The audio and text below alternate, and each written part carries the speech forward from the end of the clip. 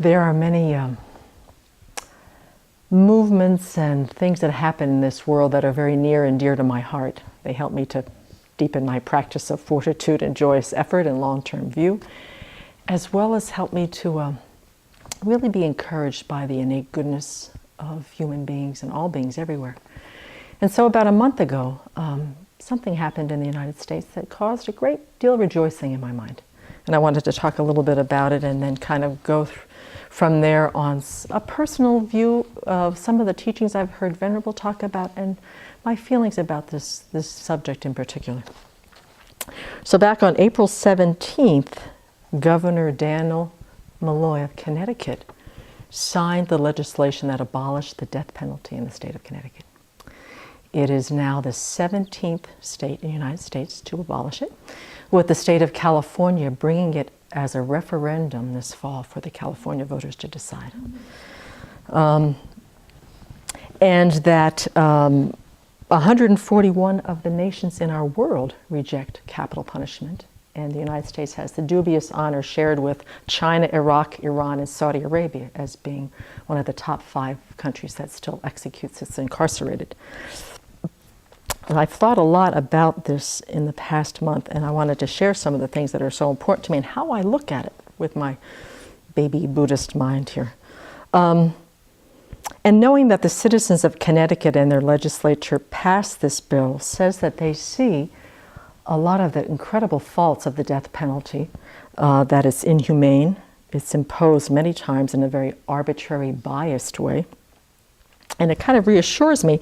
And Amnesty International says that there's a growing trend in the United States due to a lot of public awareness, due to the injustice of the trials themselves, that there's been a huge decrease in executions in the United States in the past decade or so. And it seems to be increasing the trend.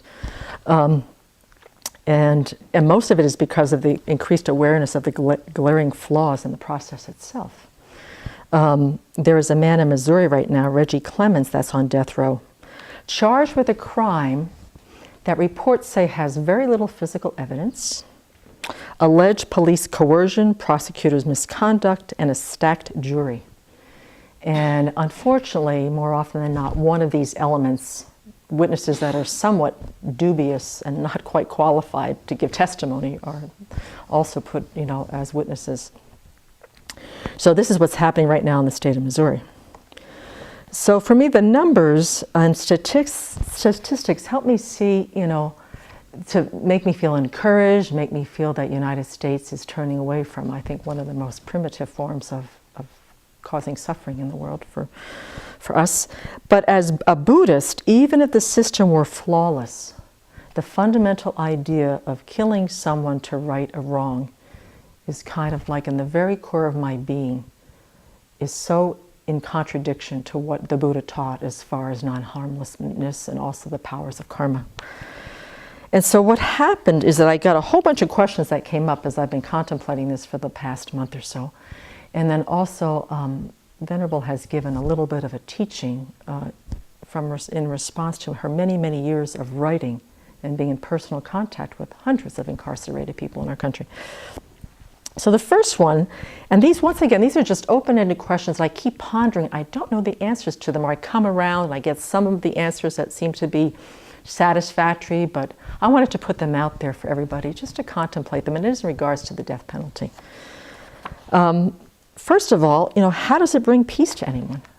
It certainly doesn't bring the person who was killed back to life.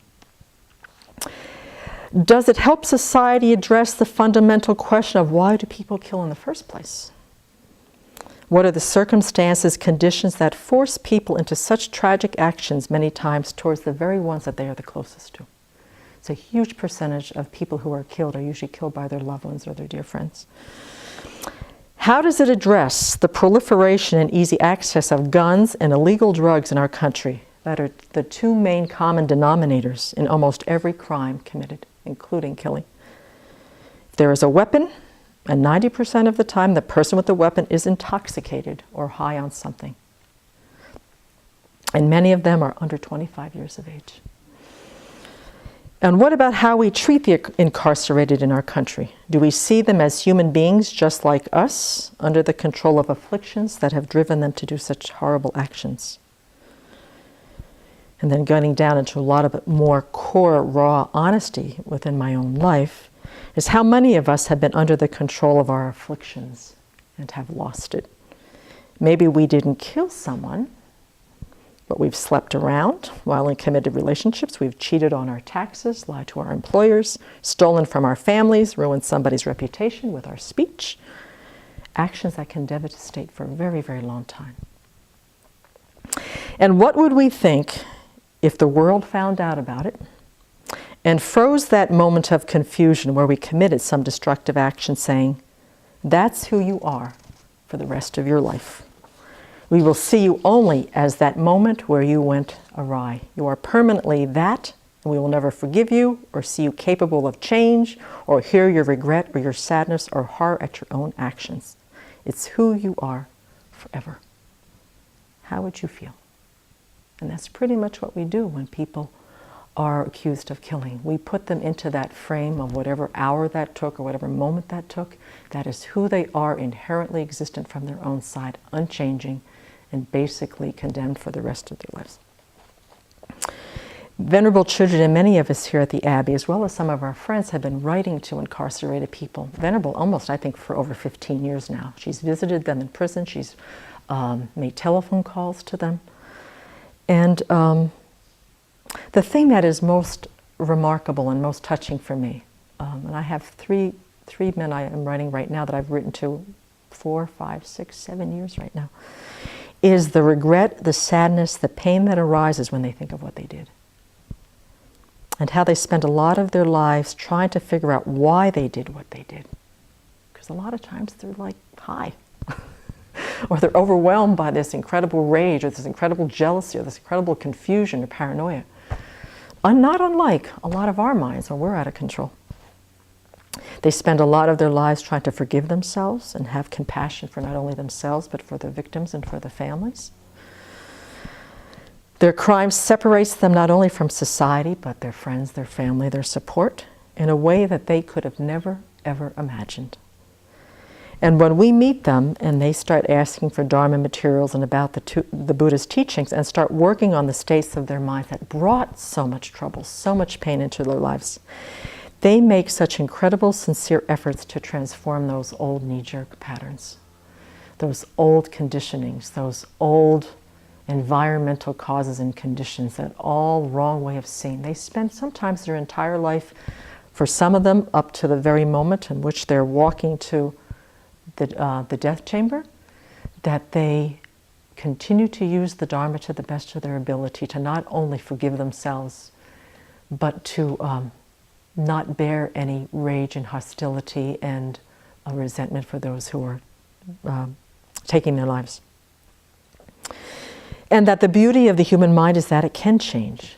And that's the part that I think of, from all the incarcerated people that we have gotten a stack of their stories that Venerable has given to someone in Seattle who's going to write a book on them, is that how the minds of some of the most cold, justified minds of people who have taken others' lives, how they have softened and how they have actually, they've turned their minds totally inside out and have seen the states of their minds and why they committed the crime, and then they have made a life's concerted effort to change that kind of thinking.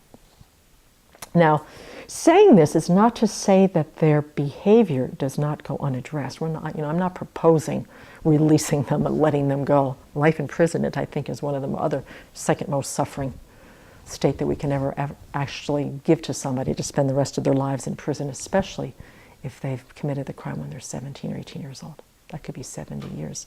And I'm not sure how to address it. This is another one of the questions, is that if the death penalty is gone, where do we proceed from there? They must take responsibility for what they've done. But for me, the big teaching is for me to always remember that they are human beings just like me, with feelings, with afflictions, with dreams, with hopes, wanting more than anything to be happy and not to suffer. given the same circumstances of their environments, the conditioning that they grew up in, the circumstances that surrounded them since they were very small children, I do not think it would be impossible. It would be highly plausible that I may have committed the same thing as they had. That the circumstances, for me putting myself in their place, considering the same circumstances, everything being equal, how would I know that I would have never done the same thing under the control of those kind of afflictions and confusion?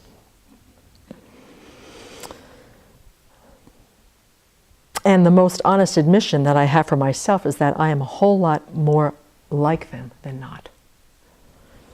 And so to be able to open our minds to that truth, and after all, to realize that they are ours or someone's family, friend, relative, brother, sister, best friend, colleague, or coworker. There is somebody in this world that has this person who is going to be executed, who is on death row, who is in prison for life, that hold them very near and dear, and that to remember that they're not aliens, they're human beings just like us. And to find some place where we connect with that anger, that confusion, that pain. And to kind of open our hearts to that. And to really look inside ourselves is, can we as maybe not just Dharma practitioners, but people who really want to live by our ethical values, is the death penalty really something that we can, in our heart of hearts, agree with? Knowing what we know about karma, what we know about the afflictions, and how even in our most vulnerable times, when we are under the controls of affliction and the karma, the things that come out of our mouths and the actions that we do, that they are not that far removed from us as suffering sentient beings. So I just wanted the folks to think about that. I'm continuing to contemplate it. And if you want to, just out of curiosity, is go to your state website and find out if it is a state that has a death penalty or not. And if you feel strongly about maybe another way of looking at how to, really deal with this situation, they say that over 30% of crimes in this country are unsolved, is to find an alternative to the death penalty for those that kill. And if you're strongly in favor of abolishing it, is to find out what your state is doing, and if there's anybody. Amnesty International is a wonderful organization that really takes to heart human rights. And to really go inside and, check your own feelings about it, and see what you come up with, and use those questions to ponder some deep ethical questions about how we treat each other, even those who do the most harm.